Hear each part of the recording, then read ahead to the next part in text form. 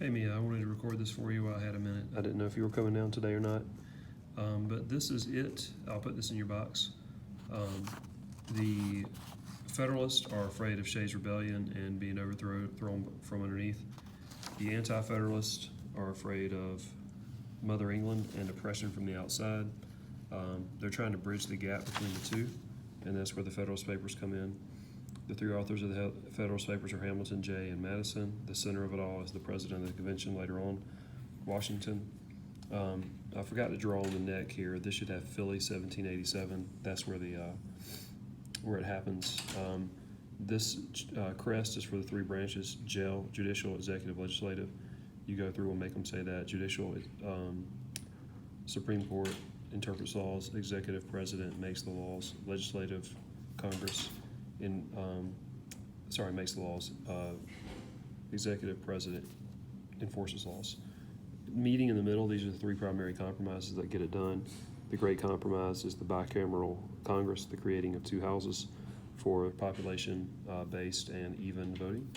3/5 in the middle is how they got the South to join. The South wanted all slaves counted toward representation. The North wanted that to be limited because they thought it multiplied their power for people that they wouldn't themselves allow to vote.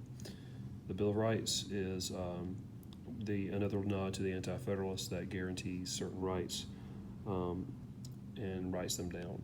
Hamilton believed that if you wrote down rights, anything unwritten was open to abuse. The Anti-Federalists believe that you have to write down something or everything's open to abuse, and they added the Bill of Rights after the Constitution. During ratification, they would not ratify it without.